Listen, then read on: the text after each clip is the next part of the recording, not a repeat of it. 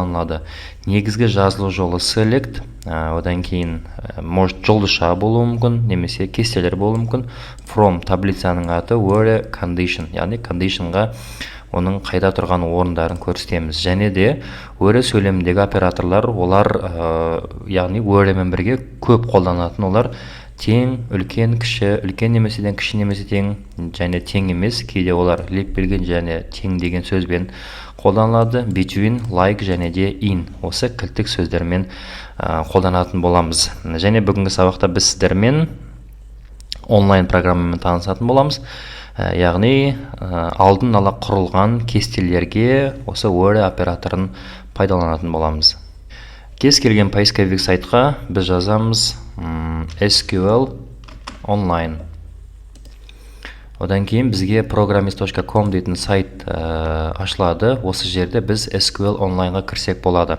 Оң жаққа мұқият қарайтын болсақ, бізде customers деп айтылатын таблица бар, available tables дейді. Одан кейін orders деген таблица бар, shipping дейтін таблица бар. Әрбір таблицаның өзінде customer ID, first name, last name, age және country'лар белгіленген, order, item, amount, customer ID и так далее. Яғни біз осылардың кез келгеніне операция орындай берсек болады. Сол жағында бізде дереу орналасқан, қай жағының типтері қандай екені. Жақсы, онда біз мысалы customers алсақ болады. Қазір біз customers'қа run SQL дейтін болсақ, бізде select жұлдызша from customer деген, яғни customer'дің барлық элементтерін көрсет деген runға жібереміз. Қазір бізде мінекей output шықты. Output дейтініміз ол выход, на самом деле таблица оң жақта тұр. Customers ары қарап біз жаңа where дегенді айтқан болатынбыз. Where деген ол қайда деген сөз. Біз былай деп айтайық, мысалға именно осы customers'дің ішіндегі age уже условия сияқты тең болатын, мысалға 25 болатындардың барлығын шығардық. Сол кезде 4, John, Reinhardt, UK деп шығады. Age тең болады 25-ке. 25, яғни условия орындалды. Ранға жібереміз. Мінекей сол қатардағылардың барлығы шығарылды деген сөз. Сонда where дейтінге кез келген условия бере берсек болады. Мысалға ол тек қана санмен болмауы мүмкін, ол бір белгілі бір строкамен болуы мүмкін. Біз оған айтамыз дағыда where-ға first name дейік. First name тең болатын болса John-ға. Сол кезде ладно, Betty-ге тең болатын деп айтайық, бірақ Betty міндетті түрде тырнақшаға алынуы керек. Betty тырнақшаламыз, сол кезде бізге Betty-дің қатарындағы барлық элементтер шығады. Все, мінекей 5-ші қатардағы барлық элементтер шықты. Where-да жаңа айтқан болатын кіші, үлкен, тең, яғни давайте барлық операторға жеге-жеге тоқталайық. Бұлай деп алайық, бірінші кіші деген значениені алайық. Кішіға біз age-бен ойнатайық, age қаламыз. Сонда бұлай дейміз with age, мысалға қалай десек болады, кіші болатын болса 30-дан солардың барлығын шығар дейтін болса, онда бізге 22, 22, 25, 28.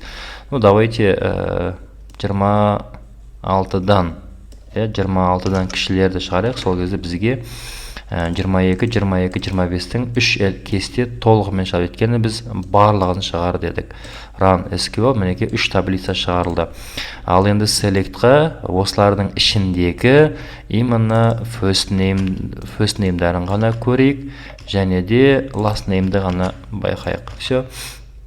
26-тан кішілердің first name және last name ғана экран шығарады. Сол кезде customer ID, age, country'лар шықпайды. Вот, мінекей, яғни select-мен біз алдың сабақта танысқан болатымыз.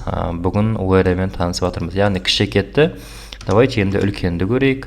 Run SQL. Мінекей John мен Betty-лар үлкен екен, олар 28 бен 31. John және Betty-лар шықты. Екеуінің де last name-дары Doe екен. Кіші кетті, үлкен кетті. Кіші тең үлкенді алдық. Енді Word-қа өтейік. Біз тең емес дегенді not деп алсақ та болады, тең емес дегенді, тең емес деген знакты пайдалансақ болады. Былай деп алайық, 22-ге тең емес дейік, сол кезде бізге 31, 25, 28-дің мәндері шығу керек. 32-ге 22-ге тең емес, age тең емес 22-ге. 22-ге run SQL. Вот мені 22 тең еместер ол John және Betty. Және тағы бір түрін жазып көрейік. Лепбергі және тең деген. Бұлар да тең емес деген мағынаны білдіреді екен. Shift, Run. Яғни бұнда қабылдап тұр. Екі знакты да қабылдайды деп алсақ болады. Келесі қарастыратынымыз бізде ол between. Ол белгілі бір диапазон арасын қарастырады. Яғни диапазон атайып тұрған сияқты 10 мен 20, 20 мен 30, 40 мен 50 деген сияқты. Мынау бізде Каспиде көп жағдайда приложениеде біз баға қоямыз. Осы баға мен осы бағаның арасындағы тауарларды көрсеткен кезде осы between тегі қолданылады. Кеттік. Customers қазір бізде барлық көрініп тұр. Давайте ары қарап жазайық. Where допустим age, age between 22 мен 22 and 30 дей салайық. 22 мен 30-дың арасындағы барлық возрасттардың сол қатардың барлығын шығарады. Яғни бұл жерде between дегеннен кейін диапазон endмен берілетін болса 22 мен 30-дың арасы. Біз білеміз басқа программа тілдерінде and or not деген бар.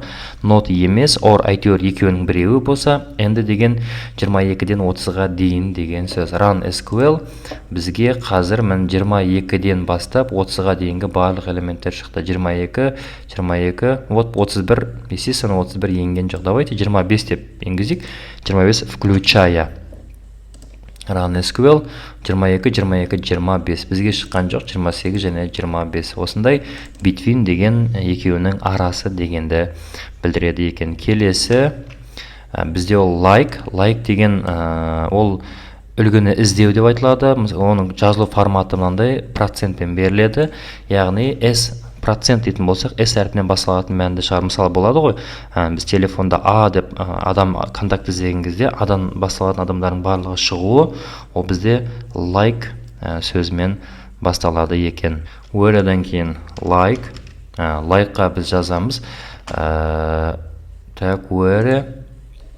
Давайте біз first name'на іздейік. Where, first name, like, одан кейін қай әріптен басталатын, J әріпінен басталатын сөздерді іздейік. Бізде ол S процент, значит біз J процент дейміз. J процент. Runға жібереміз. Run SQL. Бізде John шықты. Соның ішіндегі именно first name'ді ғана шығарайық. Сол кезде реально John дейтін J әріптен басталатын бүкіл аттардың тек сол first name